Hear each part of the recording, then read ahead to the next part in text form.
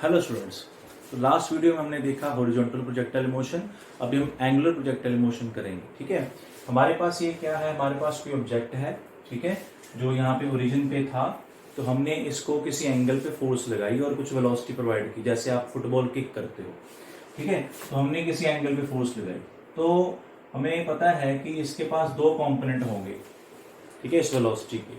ठीक है, एक तो कंपोनेंट इसको इस डायरेक्शन में लेके जाएगा, उसको हम यू एक्स लिख देंगे। ठीक है, और एक कंपोनेंट इसको ऊपर लेके जाएगा और उसको मैं यू वाई लिख देता हूँ। ठीक है, अब इन दोनों कंपोनेंट के कंबाइंड इफेक्ट में वो देखो आगे भी जा रहा है, ऊपर भी जा रहा है, जिसकी वजह से इसका मोशन इस तरह से हो जाएगा। ठीक है, ये हम प्रूव भी करेंगे कि ऐसा मोशन हो जाएगा। ये पैराबोला, ये कंप्लीट पैराबोला है। पिछले डायग्राम में हाफ पैराबोला किया था, यहां से इतना ही। ठीक है, तो ये हमारे पास इनिशियल वेलोसिटी है। ये आप अलोंग एक्स एक्सिस एक लाइन लगा लो। ठीक है, ये वाई एक्सिस, ये हमारा एक्स एक्सिस है और ये वाई एक्सिस है। ओके, तो अभी हमने वैसे ही करना है सारा आर्टिकल जैसे हमने पिछला किया था। अगर मान लो यहाँ पे मैं पता करना चाहता हूँ कि बॉडी पहुंच गई है, तो अलोंग एक्स एक्सिस कितना गई है और अलोंग वाई एक्सिस कितना गई है। तो ये हमारा अलोंग एक्स एक्सिस हो गया और ये हमारा अलोंग वाई एक्सिस हो गया।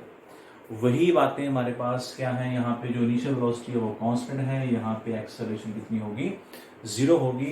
बट ये चीज ऐड हो गई हमारे पास कि अलोंग वाई एक्सिस यहाँ पे इनिशियल वेलोसिटी है।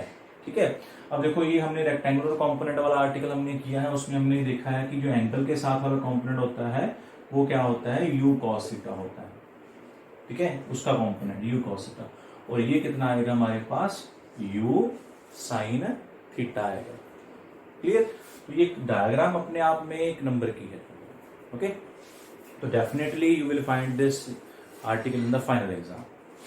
सो हमारे पास अभी देखना है कि हमने सबसे पहले हेडिंग बनाएंगे कि हमने मोशन अलोंग कहाँ निकालना है, एक्स एक्सिस की तरफ। एक्स एक्सिस की तरफ एक्स कितना है हमारे पास। ठीक है, तो एक्स वही इक्वेशन देखो, यहाँ पे जो एक्स नोट है वो 0 है, वाई नोट भी क्या है, 0 है। तो अगर मैं x is equal to u t plus half a t square लिखता हूं एक्स एक्सिस के लिए, ठीक है, तो इसमें बार बार एक बार मैं लिख देता हूं, आगे नहीं लिखेंगे। एक्स माइनस एक्स नॉट की जगह हम सिंपली एक्स भी लिख सकते हैं, क्योंकि ये तो 0 है। तो यू एक्स हमारे पास यहाँ पे यू की बजाय कितना है, यू कॉस थीटा है। पिछले आर्टिकल में हमने कल अकेला यू लिया था क्योंकि वो यू ही था। ठीक है, थोड़ा सा मैं साइड में आपको बना देता हूँ ताकि आपको थोड़ा सा कंपेरिजन में याद रहे।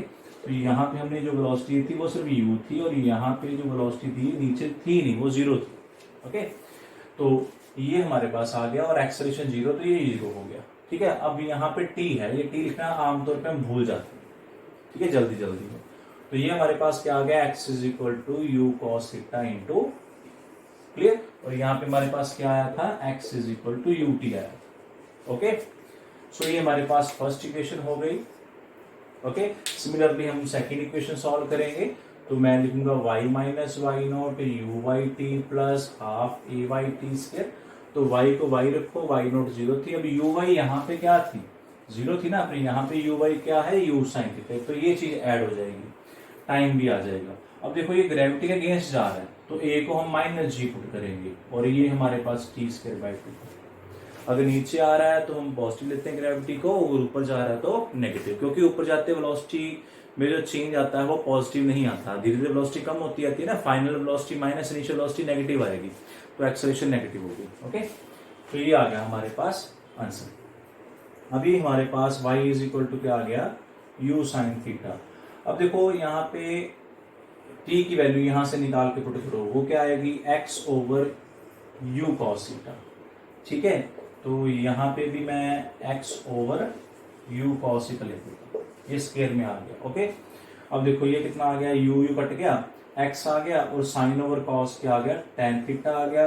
अब ये आपके पास x की जगह x स्क्वायर हो गया, ये 2 नीचे आ जाएगा, u का u स्क्वायर हो गया, और ये क्या बन गया आपके पास, cos स्क्वायर थीटा। ओके, सो इससे हमारे पास ये जो इक्वेशन आई है, वहां पे क्या आई थी, y is equal something of x square, है ना। ये थोड़ी सी कॉम्प्लिकेटेड होगी क्योंकि ये हमारे पास इस तरह का प्रोजेक्टाइल मोशन है, कंप्लीट पैराबोला है। ठीक है, अगर आपको कोई भी x पता है, ये x पता है, यहाँ पता है, यहाँ पता है, यहाँ पता है, तो उसके रिस्पेक्ट टू y निकाल सकते हो, बट आपको साथ में क्या पता होना चाहिए, एंगल भी पता होना चाहिए। इसमें एडिशन क्या है, एंगल की ही एडिशन है, ठीक है। हमारे पास थीटा की वैल्यू पता होनी चाहिए, तो हम पता कर सकते हैं कि कोई बॉडी कहाँ पे पहुंच गई, ठीक है। ये नोट कर लीजिए, ठीक है। पेपर में आपको आएगा कि आपने प्रूव करना कि पाथ पैराबोला है, तो ये आपकी इक्वेशन जो है पैराबोला की ही इक्वेशन है, ठीक है। थोड़ी सी कॉम्प्लिकेटेड लगती है पिछली इक्वेशन से, पर ये है पैराबोला की, ठीक है। इसको नोट कर लीजिए, ओके। तो नेक्स्ट हम देखते हैं कि हमारे पास टाइम ऑफ फ्लाइट कितना आता है, ठीक है। टाइम ऑफ फ्लाइट कितना आता है, तो यहां पे हमारे पास तो u y is equal to क्या था, यू साइन थीटा ही था, ओके। तो देखो ये यहां से लेके यहां तक, फिर यहां से लेके यहां तक, इसको टोटल टाइम टी लगा, ठीक है। बट मैं क्या करता हूं, यहां से लेके यहां तक और यहां से लेके यहां तक, यानी कि O टू A तक मैं जो टाइम लेता हूं वो हाफ ले लेता हूं, 0 टू T/2, ठीक है। और आगे भी कितना होगा, T/2 टू T, ठीक है। तो यहां से A2 जो B है वो क्या टाइम होगा, T/2 टू T, और ये था 0 टू T/2, ठीक है। मान लो ये 4 सेकंड का मोशन है, तो डेफिनेटली यहाँ पे 2 सेकंड होंगे बिल्कुल मिड पे, ठीक है। ये हाईएस्ट पॉइंट है, और आगे भी 2 सेकंड ही लगेंगे उसको, ओके। तो हम क्या करते हैं, पहले यहां तक का टाइम पता कर लेते हैं, फिर इसको मल्टीप्लाई डबल से 2 से कर देंगे, तो हमारा टोटल टाइम आ जाएगा, ओके। सो हमारे पास क्या है कि हम क्या करते हैं, देखो यहाँ पे आते आते देखो ये यहाँ पे u है ना, इनिशियल वेलोसिटी। जैसे ही इनिशियल पॉइंट को क्रॉस करेगी, यहाँ पहुंच गई बॉडी, ये यहाँ पहुंच कहीं भी पहुंच गई, तो u को हम v लिखना शुरू कर देंगे, यानी कि उस समय की फाइनल वेलोसिटी।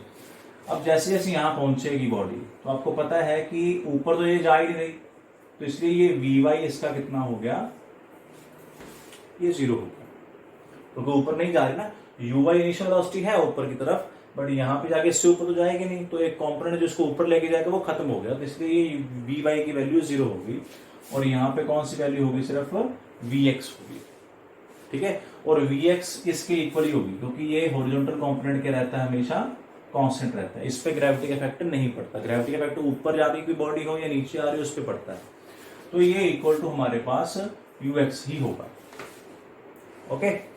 तो अब हमारे पास क्या है, हमने टाइम ऑफ फ्लाइट निकालना है, तो हमारे पास ये इक्वेशन ले लो अब, v is equal to u plus a T.